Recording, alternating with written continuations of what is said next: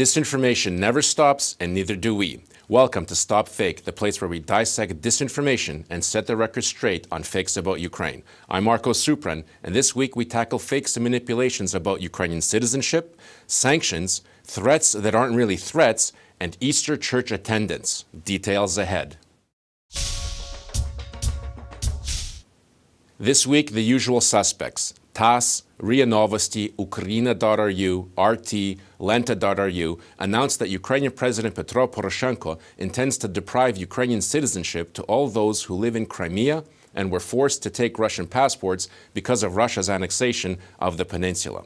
RT declared that, quote, "With this initiative, Petro Poroshenko actually recognizes the inhabitants of the peninsula as citizens of Russia."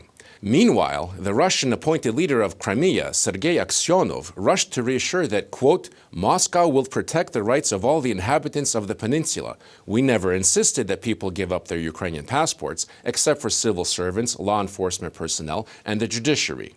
Now, President Poroshenko has put forth amendments to the existing citizenship law to be considered by Parliament.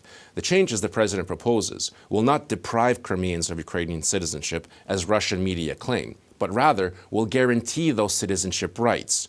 Currently, Ukraine's citizenship law states that a person loses Ukrainian citizenship when he or she voluntarily takes on another citizenship. Poroshenko proposes that the law be amended to reflect cases when people take another citizenship unwillingly.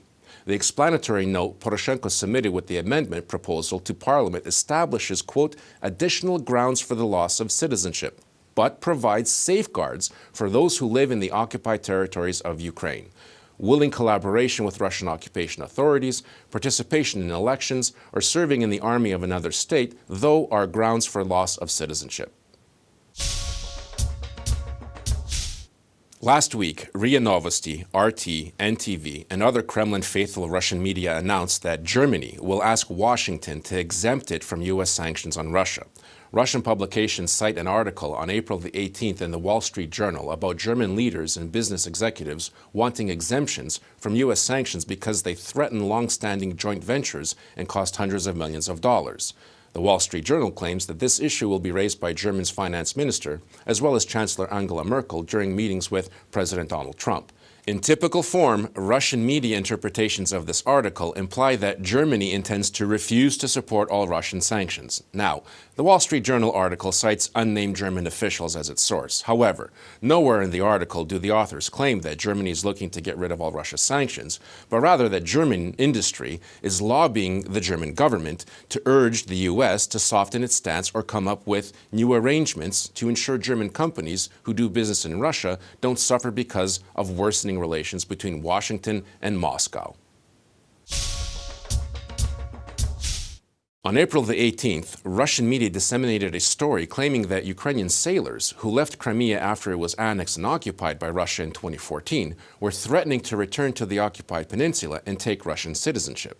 The source for this distorted claim was an open letter that a group of sailors wrote to Ukrainian President Petro Poroshenko, calling on him to resolve housing shortages that naval personnel resettled from Crimea were facing. The open letter focuses on housing concerns that naval personnel face on the mainland. Forced to leave their homes because of the annexation, many of them have struggled to find housing. They point out that they chose to remain faithful to their oath to serve their country, and because of that, they and their families face social and housing difficulties. In the 4 years since they were forced to leave their homes, these issues have not been resolved. The naval personnel appealed to President Poroshenko to use his office to resolve these housing issues and express hope that Ukraine's leadership will support the servicemen. Quote, "We hope Ukraine's leadership won't be indifferent in resolving this matter and won't induce naval personnel who finish their tour of duty to return to Crimea, take Russian citizenship just to resolve this housing issue, thereby putting our lives and the lives of our families in danger," the servicemen conclude. Russian media focused on this one and only sentence while completely ignoring an entire page of text that preceded it, in which the sailors point out that they have always been patriots of their country, followed orders. Many have served in the war in eastern Ukraine and have been decorated for their defense of country. The spokesman of the so-called Donetsk People's Republic, Edward Basurin, announced last week the Ukrainian army prevented residents of 2 eastern Ukrainian towns from attending Easter services.